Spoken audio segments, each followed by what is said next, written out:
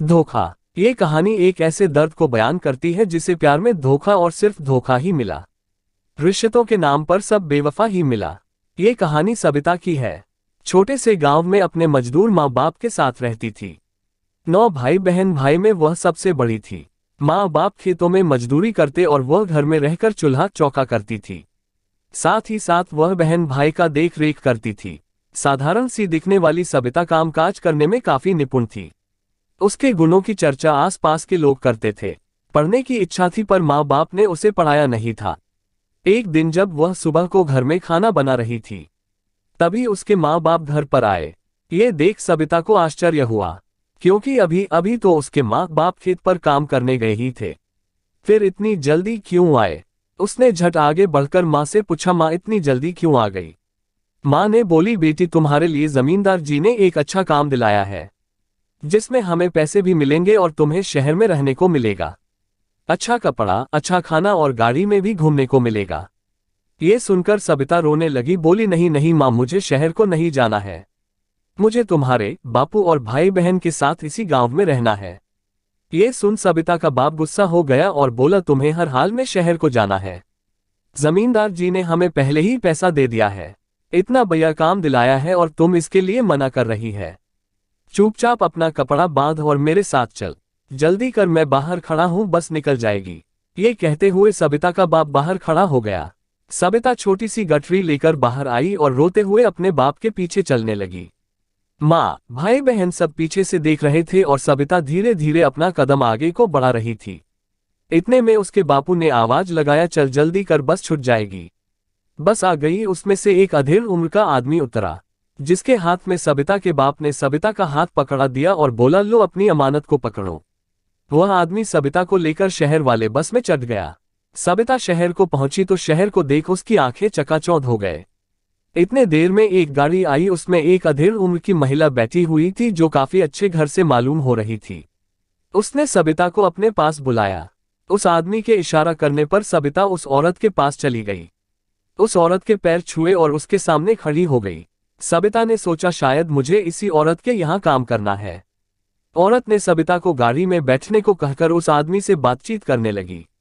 फिर कुछ रुपए के पुलिंदा उसे थमाया और फिर गाड़ी में बैठकर ड्राइवर से चलने को कहा। सबिता सहमी सी चुपचाप गाड़ी में बैठी हुई थी। कुछ देर बाद गाड़ी एक मकान के पास रुकी। वहां काफी चहल पहल दिख रहा था। सबिता को गाड़ी से उतरने और साथ में चलने को कहकर वह औरत आगे आगे बढ़ने लगी। वहां पर सबिता ने देखा, सब लोग उस औरत को माजी कहकर संबोधित कर रहे हैं और सब उसे सलाम कर रहे हैं। सबिता उस औरत के पीछे पीछे उस मकान के अंदर चली गई। वहां सबिता ने देखा कि उसके जैसी और भी लड़कियां हैं, जो कि काफी अच्छे कपड़े पहनकर सजी संवरी है। इतने में माजी ने एक औरत को सबिता को तैयार करने को कहकर वहां से चली गई। उस महिला का नाम तनु था। अब तक सबिता काफी डर चुकी थी। वहां के हालात उसे अच्छे नहीं लग रहे थे। वह तनु नाम की महिला से घर वापस जाने की बात कही और घर जाने की जिद करने लगी। इस पर तनु नाम की महिला ने थोड़ा ऊंचे स्वर में बोली, तू किसके पास जाएगी? उस माँ बाप के पास जिसने तुम्हें पैसों के लिए बेच दिया है। ये सुनकर सबिता के होश उड़ गए। उसे अपने कानों पर विश्वास नहीं हो रहा था। फिर भी वह घर जाने की जिद कर रही थी। वह भी इस बात पर विश्वास करने के लिए तैयार नहीं थी कि उसके माँ बाप ने उसे बेच दिया है। इतने में माजी आई और उसने सबिता की बात उसके बाप से करा दिया। उसके बाद सबिता कहती है कि मैंने जो अपने बापू के मुंह से सुना, ईश्वर न करे किसी बेटी को अपने बाप के मुंह से ऐसा सुनना पड़े। अब सबिता को एहसास हो गया था कि वह फंस गई है, परंतु कितनी बड़ी दलदल में वह फंसने जा रही थी उसका एहसास नहीं था। उसे तो वेश्या और वेश्यालय का मतलब भी नहीं पता था। आज एक मासूम सी लड़की इस दलदल में फंसने जा रही थी। बार बार अपनी आजादी और रहम की भीख मांग रही थी। मुझे जाने दो, ये रट लगा रही थी। उसको कहाँ पता था वहां पर रहने वाले की आत्मा पहले ही मर चुकी है। जिंदा है तो यहाँ पर तो सिर्फ पैसा। फिर भी वह रोए जा रही थी और बाहर जाने की जिद मचा रही थी। इतने में उस तनु नाम की महिला उसे जोर से तमाचा मारते हुए कहा, अब ज्यादा नाटक न कर और चुपचाप इस कपड़े को पहन ले। सबिता के पास अब दूसरा कोई विकल्प नहीं था। वह कपड़े पहनकर तैयार हो गई।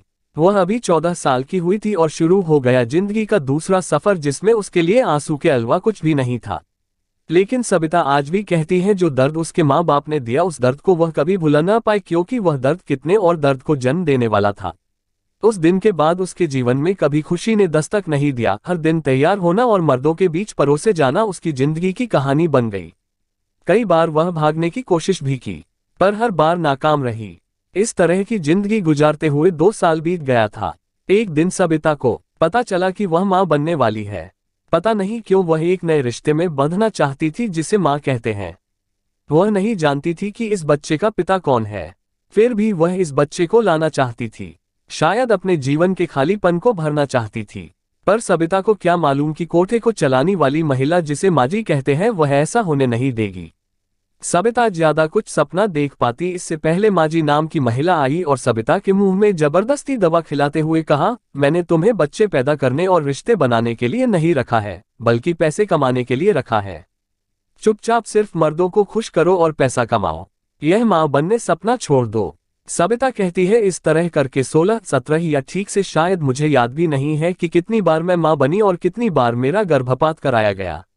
आज सबिता खून की कमी के कारण और अन्य कारणों से वह जिंदगी के चंद सांसें अस्पताल में गिन रही थी। उसे अस्पताल किसने लाया था उसे कुछ भी मालूम नहीं था। हालांकि वह इतना जरूर कहती है कि एक बार उसे मोहन नाम के दलाल से प्यार हुआ था, पर उसने भी उसे धोखा दे दिया था। वह कहती है, जब अपना ही खून धोखा दे दिया था तो वह दिया तो क्या दिया। पर वह यह उम्मीद जताई रही थी कि शायद मोहन को मुझ पर तरसा गया होगा, इसलिए उसने मुझे अस्पताल के दरवाजे पर छोड़ गया होगा, ऐसा वह सोच रही थी। पर उसे ठीक ठीक मालूम नहीं था कि उसे किसने लाया था। पर उसने एक मीठी सी मुस्कान चेहरे पर लाते हुए बोली, देखो मेरी किस्मत, इतने दिनों से आजादी चाहती रही और आज आजादी मिली भी तो ऊपर जा रही हूं। बस मन में एक दर्द रह गया, मैं भी मां बनना चाहती थी। इतना कहते ही उसने दम तोड़ दिया।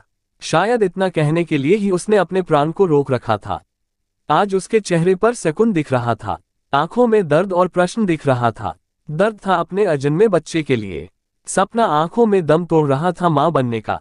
प्रश्न था माँ बाप और समाज से जिसने इतना दर्द दिया कि वह महज 22 साल की उम्र में कष्ट सहते हुए अपना दम तोड़ दिया।